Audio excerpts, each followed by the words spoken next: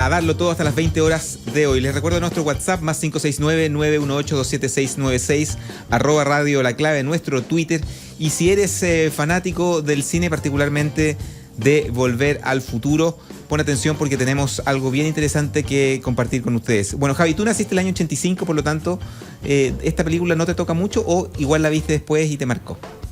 Sí, o sea, la vi muchas veces, pero muy chica y encontraba entretenidísimo. Tenía esa ingenuidad de verdad pensar que, bueno, como todos los niños, obvio que la veían, que realmente viajabas al futuro o al pasado y la historia de amor la comprendí a las tantas veces de verla porque entendí, me costaba al principio porque realmente era chica, pero mis hermanos eran fanáticos, aparte que mi hermano se parecía ¿A Marty McFly? a Marty. Entonces hay toda una historia como de cabra chica, pero que mi hermano me dejó el legado, que, o sea, el DeLorean para mí es como un auto que me encanta porque me encantan los autos y no sé, muchas cosas asociadas a esta historia, no de la época, porque claramente yo nací en 1985, pero sí de qué se trata y que había más de una. Bueno, justamente hoy a las 19:29 Marty McFly arribó al año 2015.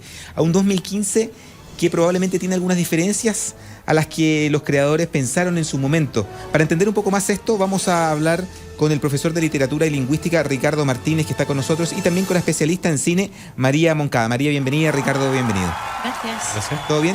Todo bien. Qué bueno. Primero, quiero partir contigo, María. Lo que los creadores supusieron de cómo iba a ser el futuro, ¿realmente coincidió con la película o anduvieron muy perdidos? Yo, si te digo la verdad, alucino con las cosas que le achuntaron, como decís aquí. Y, o sea, por ejemplo, en cosas como, por ejemplo, los coches, tú dices, vale, ahora no hay coches volando por ahora, pero sí que hay dos empresas que, por ejemplo, son Terrafugia o Aeromóvil, que tienen autos súper parecidos, son como futuristas, así, y el de, por ejemplo, Terrafugia, Ricardo, creo que si seguro lo sabes mucho mejor que yo, que vuela también, ¿no? Es como con aspas. Claro, ahora con los drones. Y entonces van a intentar sacar ahora el auto coincidiendo con este año. Por ejemplo, eso por un lado. Sí. Luego también, por ejemplo, las zapatillas Nike, las que sacaron en la película, sacaron unas que no se cerraban automáticamente porque en la película se cerraban automáticamente y sacaron unas que no cerraban así, pero súper caras, ¿verdad, Ricardo? Yo creo que eran carísimas. Cerraban así, como el auto. Una capota. Se cerraban como para adentro y te cerraban la... Creo que vi un video de eso. Sí, y ahora las van a sacar Nike este año. O sea, van a vender seguro muchísimo. Increíble, yo creo. Sí, frente a esas cosas el precio no existe. No. La demanda es, pero... Hay colas. Inelástica. Es ocupando la terminología. Claro. ¿Qué otra cosa más destacarías tú de lo que veían ellos del futuro o algo que quieras acotar? Por ejemplo, el tema de los hologramas también. Eso es alucinante en esa época, es que yo creo que ni se lo imaginaban y no sé, a mí me dejó impactada. Obviamente Tiburón 19, que es la película que supuestamente promocionaban, no va a salir nunca, yo creo, porque no hemos llegado ni a la mitad. Pero bueno, y luego, por ejemplo, el tema del patinete, tampoco lo han creado, ni solamente hay uno que solamente funciona en suelos de plomo, así que bueno, todavía le queda, yo creo, a ese tipo de patinete. ¿Qué es ese con dos ruedas? El skate. Eléctrico. El skate volador. Que va volando por la calle. Ah, ese que uno pensaba que era falso. Que mostraron unos videos que era falso. Sí. ¿Eres verdadero? No lo han hecho aún.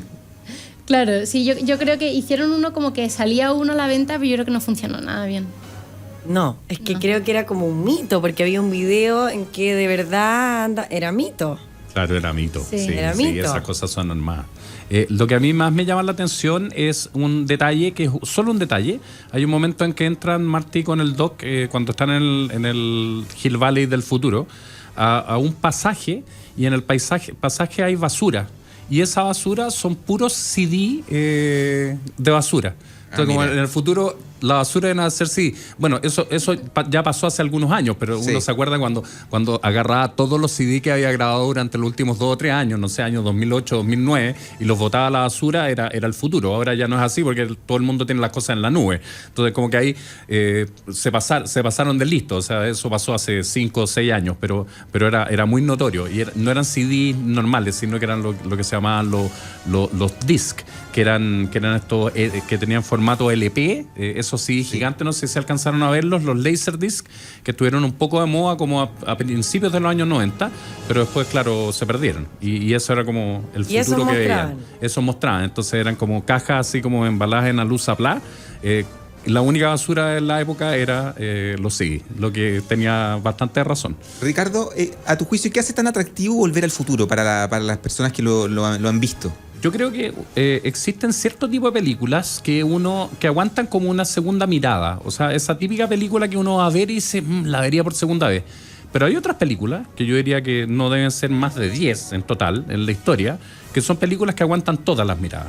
Ejemplos, no sé, Star Wars, La novicia rebelde, que son películas que las están dando por la tele y uno se para y las ve. Blade Runner, o sea... Ahí me impactó, por ejemplo, que lo comenté, no sé, con mi pololo de repente, que mostraban unas teles que supuestamente eran como futuristas, y eran unas teles del año de la pera, o sea que en el fondo no calzaba para nada con lo que era el futuro, porque tú estás viendo la película en esa época y esas teles estaban obsoletas hace mucho rato.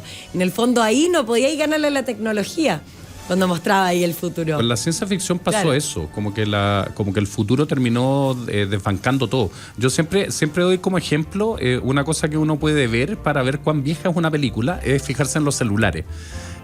Uno ve una película en el año 95, son unos celulares que parecen de la prehistoria. O sea, la tecnología de los celulares ha cambiado tanto, tan vertiginosamente, tantas veces. O sea, primero se fueron achicando, después se fueron agrandando, después empezaron a agrandarse las pantallas. Entonces, uno capta de inmediato una película. Y claro, cuando mostraban el futuro siempre se mostraba con una tecnología que tenía que ver con cosas como la computación o lo audiovisual.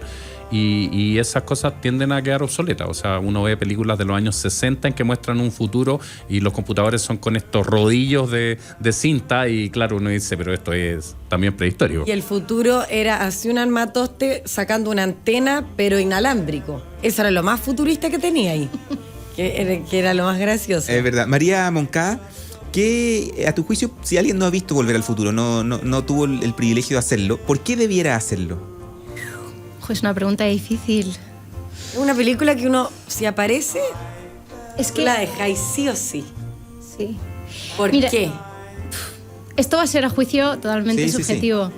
Sí. Yo creo que nosotros, como ya lo hemos visto, las personas que las hemos visto, tenemos como esa magia de haberlo visto de pequeños, como que lo hemos mamado de pequeños y ya tenemos como esa magia dentro. Pero las personas que no la han visto nunca, yo no sé hasta qué punto eso puede llegar a enganchar.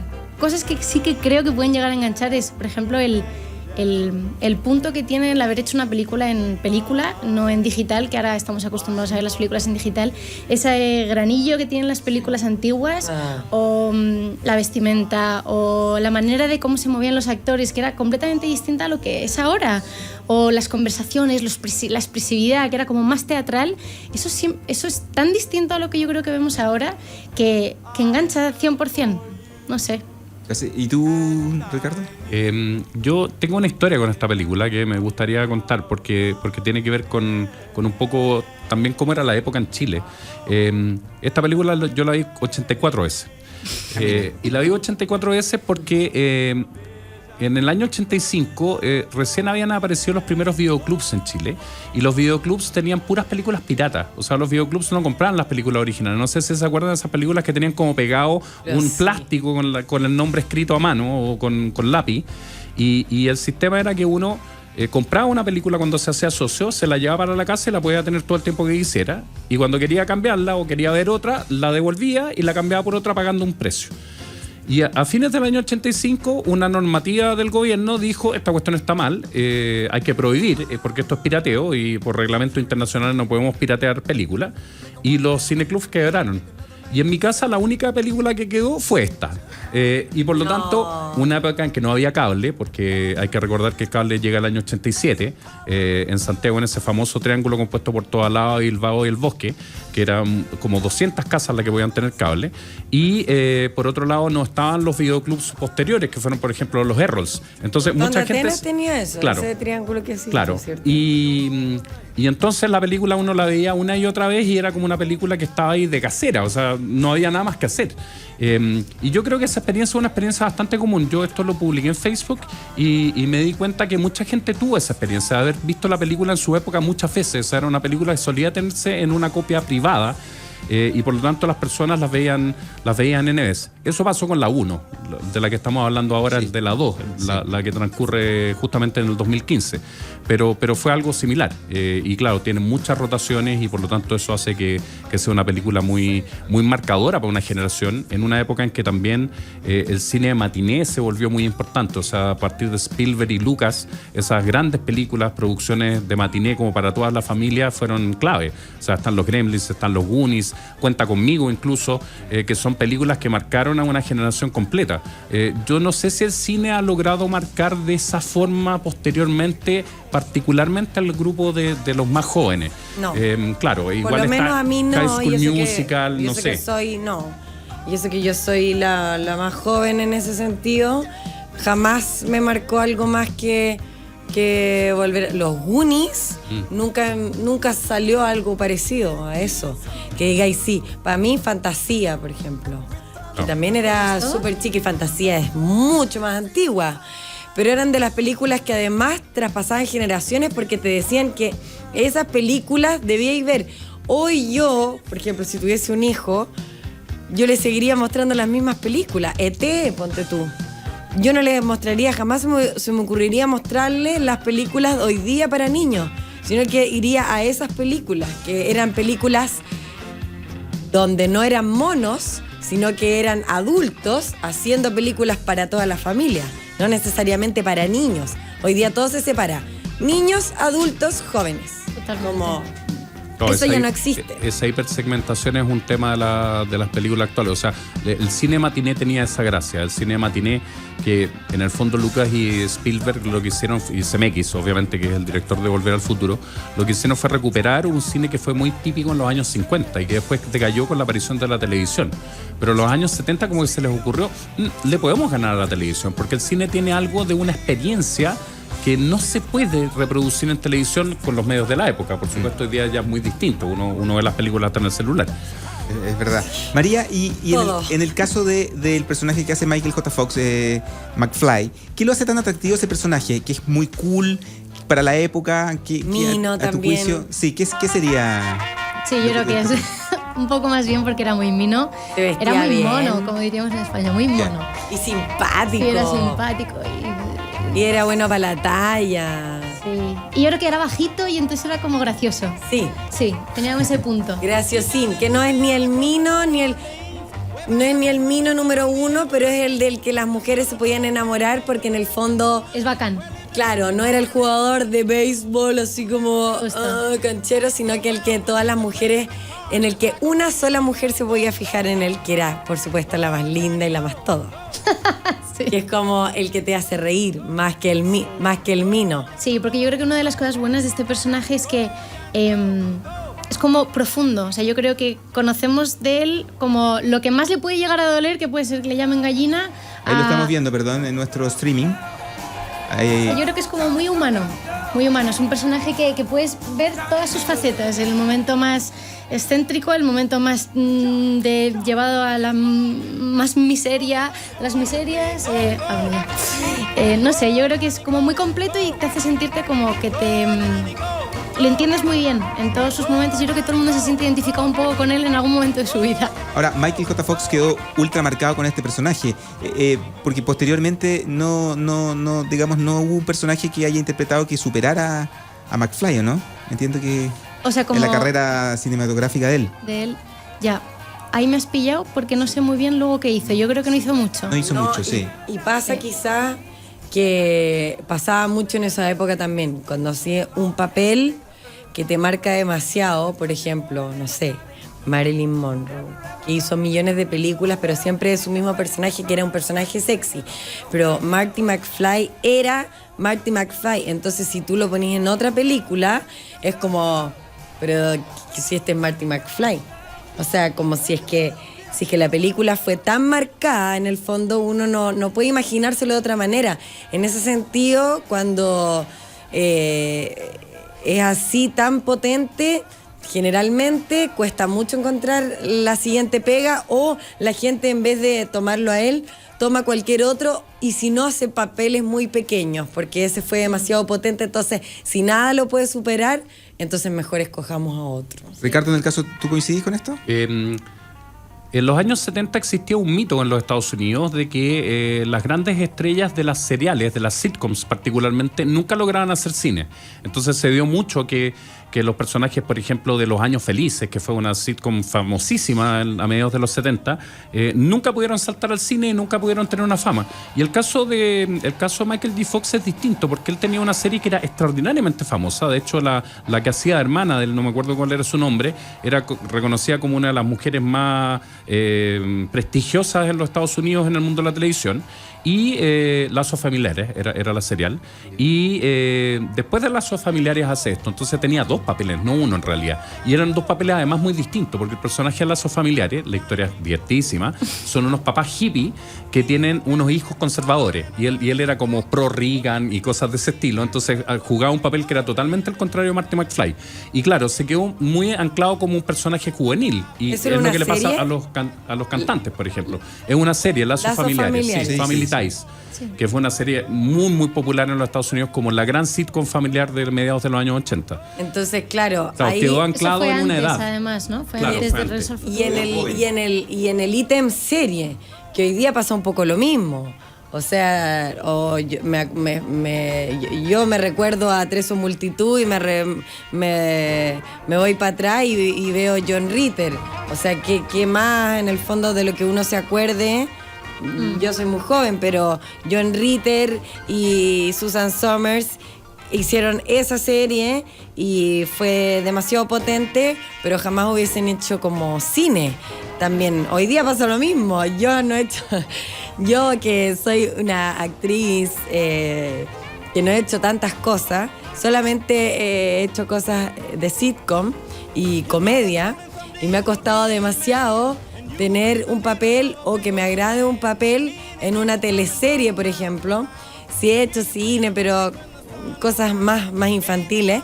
Pero cuando uno sigue esa línea y una productora quiebra, como fue en este caso, por ejemplo, ahí quedó en el fondo tu carrera, como que se cortó, como que fuiste estaba el cine y el sitcom, por ejemplo. No sé, como que por lo que tú dijiste, como que me acuerdo un poco de eso también. Y yo creo que también él tuvo como una vejez un poco rara. O sea, yo creo que fue un chico que era como muy joven físicamente y no podía llegar a optar como a ser padre, personaje, padre de familia. Sí, o sea, yo creo que fue un niño haciéndose viejo. Entonces yo creo que era difícil darle personajes que quizás fueran como más de hombre. Y después su enfermedad, que... Claro, aparte se le juntó eso. Entonces yo creo que por eso tampoco tuvo tanta oportunidad. Hay un detalle importante. Él trabajó en otra serie, que era esta serie sobre el alcalde de Nueva York. No me acuerdo cómo se llamaba la serie, que era una serie que fue muy popular a principios de los 2000. Y él tuvo un papel en un par de temporadas, y entiendo que ganó hasta el Emmy por ese papel. Yeah. Y fue muy bonito, porque cuando él recibe el Emmy, habiendo pasado, no sé, 20 años entre que hace Lazos Familiares y hace este papel, él le da la gracia a Seinfeld. Él dice, nunca hubiera vuelto a hacer seriales si no hubiera visto a Seinfeld actuando. Y dije, hay otra oportunidad para la gente para hacer sitcoms. Sí. Entonces tuvo una especie de revival en esa serial, no me acuerdo cómo se llamaba la serial, pero era una clásica serial de principios de los 2000, una comedia. Bien. Interesante. Muy bien, vamos a terminar ya esta conversación, pero quedamos al día con lo que es Volver al Futuro, y para los fanáticos creo que fue muy interesante. Estuvo muy interesante, sí. Así que les agradezco la visita. Gracias a vosotros. Y si tienen alguna otra época y película en especial que quieran comentar, están en su casa, por supuesto. Sí, pueden volver cuando quieran, de verdad. Por favor. Gracias, María, gracias. Muchas gracias Ricardo. por venir, Ricardo y María. ¿Seguimos con música, Javi? Sí. Esto es Cold Cold Men, Saint Motel, aquí en la 92.9. Esto es Dos Damas y un Vagabundo. Ya volvemos. Son las 19:00 minutos.